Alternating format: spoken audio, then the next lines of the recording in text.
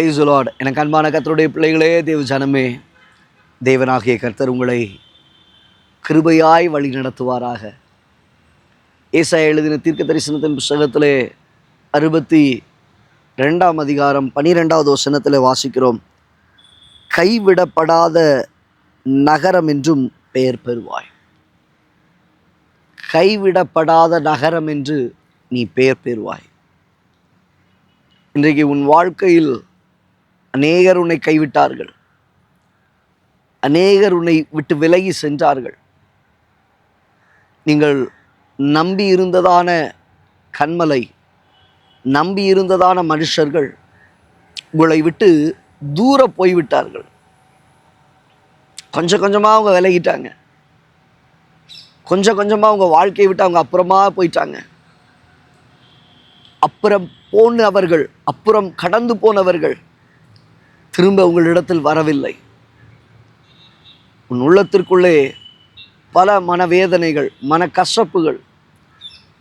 ஐயோ, எல்லாராலும் நான் ஏமாற்றப்பட்டு விட்டேனே, எல்லாராலும் நான் விழ தள்ளப்பட்டேனே, எல்லாரும் என்னை கைவிட்டார்கள், நான் நம்பி இருந்ததான சில காரியங்களும் என்னை கைவிட்டது என்று சொல்லி மனதிற்குள்ளே திகைத்து கொண்டு மனவேதனையோடு கூட, துக்கத்தோடு கூட, பாரத்தோடு இருக்கிற தேவ பிள்ளையே, கர்த்தருடைய வார்த்தை உன்னை தேடிதான் இந்த நேரத்தில் வருது.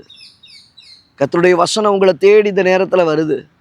நீ கைவிடப்படாத நகரம் என்று பெயர் பெறுவாய். ஆமென்.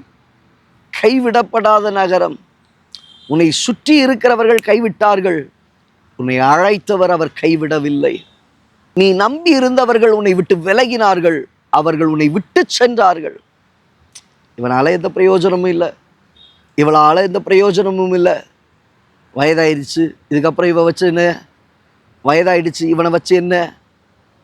இவங்கிட்ட சம்பாத்தியம் இல்லை, வருமானம் இல்லை, செல்வம் இல்லை, நன்மை இல்லை, இவங்கிட்ட ஞானம் இல்லை, ஆஃபீஸில் இவங்கிட்ட திறமை இல்லை.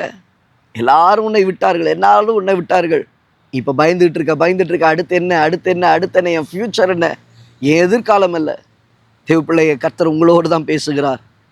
கர்த்தர் உங்களோடு கூட தான் பேசுகிறார். உன் எதிர்காலத்தை நினச்சி பயப்படாத. எனக்கு ஏஜ் ஆயிடுச்சு அப்படின்னு நீ நினைக்காத. உன்னுடைய காரியங்கள் எல்லாம் உன்னை விட்டு விலகிட்டு, என் சூழ்நிலைகள் எல்லாம் அப்புறம் போயிட்டு என்று சொல்லி நீ யோசிக்காத. நீ கைவிடப்படாத நகரம் என்று சொல்லி பெயர் பெறுவாய். நீ வாழ்ந்து முடிக்கும்போது உன்னை பார்த்து சொல்லுவார்கள், நீ கைவிடப்படாத நகரம். எல்லாரும் உன்னை விட்டாங்களே, நீ எப்படிப்பா கடந்து வந்த? எல்லாரும் உன்னை அம்போன்னு சொல்லி விட்டாங்களே, எப்படி நீ உன் வாழ்க்கையில் கடந்து வர முடிந்தது? தேவனே உன்னை நடத்தினார். ஆண்டவர் உன்னை கைவிடலப்பா. உலகம் உன்னை கைவிட்டது, உன்னை சுற்றி இருக்கிறவர்கள் விட்டார்கள், தேவன் கைவிடவில்லை. வேதத்தில் வாசிக்கிறோம், நான் உன்னை விட்டு விலகுவதும் இல்லை, உன்னை கைவிடுவதும் இல்லை. விலகாத கர்த்தர் உன்னை கைவிடலப்பா. விலகாத நேசர் உன்னை கைவிடலை. முற்றுமுடிய ரட்சித்து நடத்துவதற்கு அவர் உண்மை உள்ளவர், போதுமானவராயிருக்கிறார். உங்கள் வாழ்க்கையில் தேவனாகிய கர்த்தர் உங்களோடு இருந்து சேனைகளின் கர்த்தர் உங்களுக்கு முன் சென்று, நீங்கள் எல்லாம் கைவிடப்பட்ட ஒரு நகரமாய் நீங்கள் காணப்பட்டீர்களோ, அந்த இடத்துலெல்லாம் இந்த பட்டணத்தை, ஜனங்களால் கைவிடப்பட்ட இந்த பட்டணத்தை, நீங்கள் கைவிடப்பட்டேன்னு நினைக்கிறீங்களே இந்த பட்டணத்தை, உங்கள் வாழ்க்கையை கர்த்தர் உயரத்தில் தூக்கி வைப்பார். கைவிடப்படாத நகரம். காரணம் என்ன தெரியுமா? அந்த பட்டணத்திற்கு முன்பாக தேவன் பாளையம் இறங்குவார். அந்த பட்டணத்தை தேவ தூதர்களால் கர்த்தர் பாதுகாப்பார். அந்த பட்டணத்திற்கு வேண்டிய ஆதரவை கர்த்தர் கொடுப்பார். அந்த நகரத்திற்கு வேண்டியதான பாதுகாப்பை கர்த்தர் கட்டளையிடுவார். உன் வாழ்க்கையை கர்த்தர் ஆளுகை செய்வார். வாழ்க்கையோடு கூட கர்த்தர் இருப்பார். உன்னை கர்த்தர் நடத்துவார். கண்களை மூடி ஜெபிக்கலாமா? பரலோக பிதாவே, குமாரனாகிய இயேசு கிறிஸ்துவின் நாமத்தினால் இந்த வார்த்தைகளை கேட்ட உம்முடைய பிள்ளைகள் யாவரையும் மனதார ஆசீர்வதிக்கிறேன்.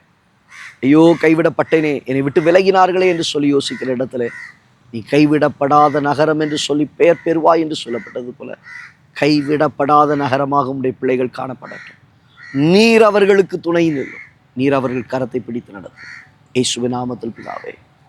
அந்த பிள்ளையே, எல்லாரும் விலகலாம், எல்லாம் விலகலாம், தேவன் விலகாதவர். நீ கைவிடப்படாத நகரமாக பெயர் பெறுவாய். God bless you. God bless you.